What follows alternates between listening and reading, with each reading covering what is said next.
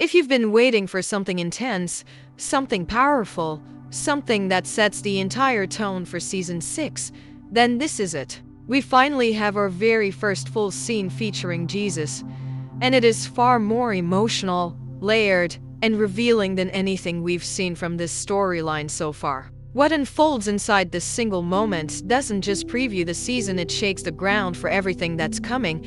This scene comes straight out of John 18, one of the most charged chapters in the entire gospel. It places us right in the aftermath of Jesus' arrest, after Judas' betrayal, after the chaos in the garden, after the disciples scatter in fear. Jesus is taken into Jerusalem, into the home of Caiaphas, the high priest. But the man really pulling the strings isn't Caiaphas. It's someone we're seeing for the first time, Annas. Now, Annas is one of the most powerful and intimidating figures in Jewish leadership at this time. He's the father-in-law of Caiaphas, the man behind multiple high priests, and the influential force who controls more than people realize. He's not the one the crowds recognize on sight, but he's the one everyone in power fears. He's respected, feared, and treated almost like a political kingpin, someone whose word carries weight behind the scenes even when he is in the public face, and that sets the stage for what happens.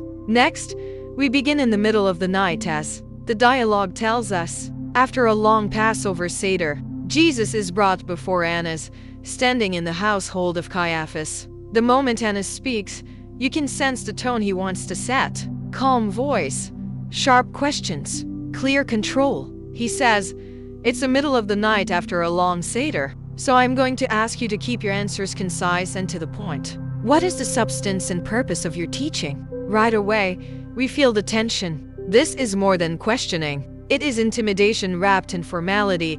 Jesus answers in a way that frustrates Annas instantly. He says, "I've spoken openly to the world. I've always taught in synagogues and in the temple where the religious leaders gather."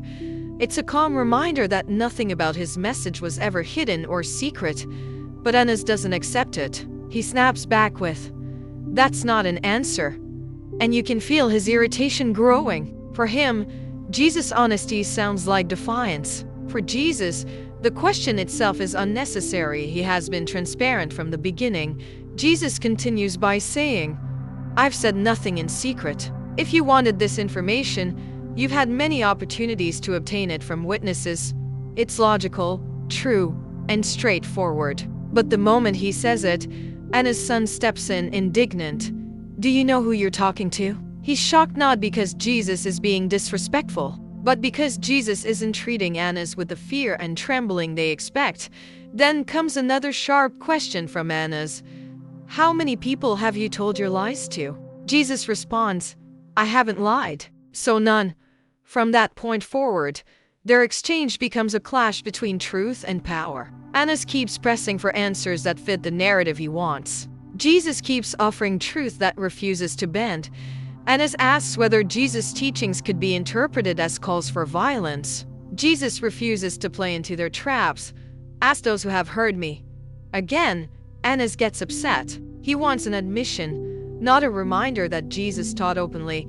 Then Annas pushes even harder. "If we ban you from ever teaching publicly again, will you comply?" Jesus calmly answers that he's already spoken about such things before, another reminder that none of this is new. Throughout all this, Caiaphas watches. He's not speaking yet, but he's calculating. He already believes one man must die for the nation. He believes eliminating Jesus is necessary to maintain control and prevent Rome from cracking down. But Annas wants more than control. He wants submission. What happens next becomes the center of the scene. Jesus repeats once again that he has spoken truthfully and openly, and that witnesses can confirm every word he has said. But Annas becomes furious at his confidence. He wants Jesus to shrink, to break, to fear. Instead, Jesus remains steady. That's when Annas erupts. "Is that how you answer the high priest?" Before Jesus can respond, Annas strikes him across the face. This is the first physical blow of season 6, and its weight hits hard. Jesus reels from it. The pain is real, but then he straightens himself, looks up calmly, and turns the other cheek. Not out of weakness, not out of fear, but as a deliberate act of strength. It is a moment filled with power. Annas doesn't know how to respond. He expected outrage or resistance. Instead, Jesus offers another cheek, stripping the blow of its dominance. After that, Annas resumes his interrogation, but now there's something almost unsettled in his voice. He reads from a list of accusations, claims of impurity, rebellion, and disregard for the law. He asks whether Jesus has eaten with tax collectors. Jesus answers yes. He asks whether Jesus has eaten with impure women.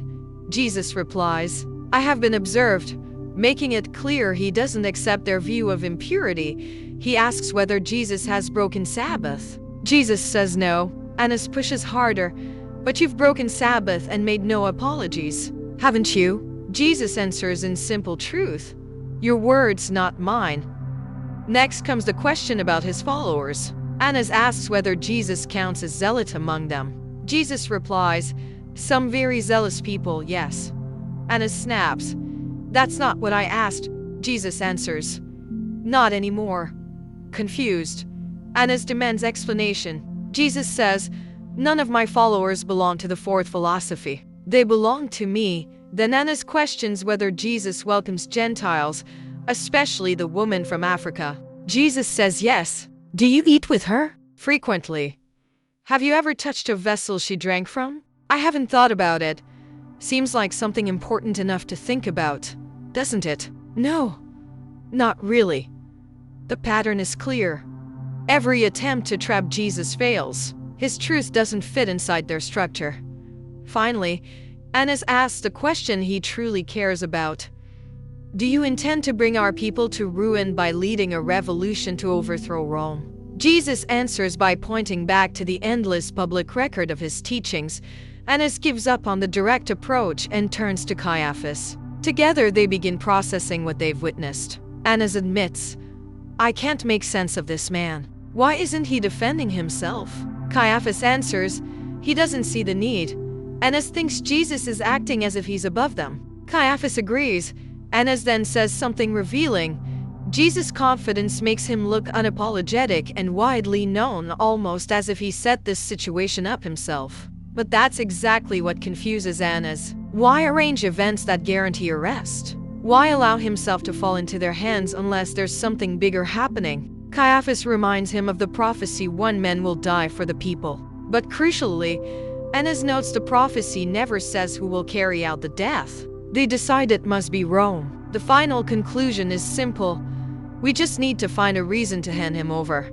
And that's where this first preview of Season 6 leaves us, on the edge of something enormous. A slap, a stare, a cheek turned, a plan forming. Power struggling against truth. Religious authority wrestling with a man they cannot break. This scene doesn't just preview the season. It ignites it. It sets the emotional, spiritual, and political stakes. It shows us the moment where Jesus' path toward the cross becomes irreversible. And if this is only the beginning, the rest of Season 6 is going to be extraordinary.